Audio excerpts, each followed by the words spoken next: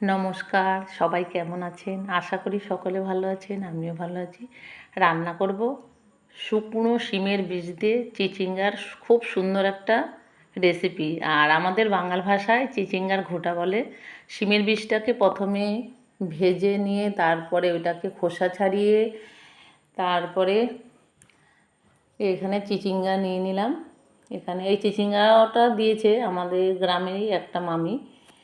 আর তারপরে দেখুন কিভাবে রান্না করি। শিমের বীজ দিয়ে চিচিঙ্গার তরকারি রান্না করছি। দেখুন শিমের বীজগুলোকে না প্রথমে আমি প্রেশার কুকারে প্রথমে ফুল ফ্লেমে একটা সিটি দিয়েছি, তারপরে 10 মিনিট সিম করে বীজগুলোকে ভালো করে সেদ্ধ করে নিয়েছি। তারপরে একটু ঠান্ডা হয়ে গেছে, বীজগুলোকে হাত দিয়ে একটু চটকে নিয়েছি, তারপরে দিয়ে দিলাম চিচিঙ্গা, তারপরে এবার শিমের বীজটা দিয়ে দিলাম, তারপরে দিয়ে দিলাম একটু নুন, স্বাদ অনুসারে নুন দিলাম, আর দিলাম লঙ্কা গুঁড়ো, একটু জিরে গুঁড়ো। এবার একটু সেদ্ধ হয়ে গেছে দেখুন, এবার ফোড়ন দিয়ে দেবো। ও সঙ্গে আবার একটু এই সময় সেদ্ধর সময় একটুখানি কাঁচা রসুন আর একটু কাঁচা পেঁয়াজ দিয়ে দিয়েছি। এবার নামিয়ে নেব, তারপরে সম্বার দিচ্ছি। কড়াইটা পরিষ্কার করে সর্ষের তেল দিয়ে দিলাম, তারপরে তেলটা গরম হয়ে গেছে দেখুন।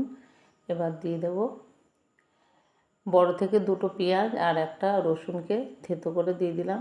এবার দেখুন খুব সুন্দর করে ভেজে নিয়েছি, কালারটা দেখুন বাদামি কালার এসছে। এবার চিচিঙ্গার তরকারিটা দিয়ে দিলাম। এবার 2-3 মিনিটের মতো আবার রান্না করে নেব। সেদ্ধ তো আগেই হয়ে গেছে।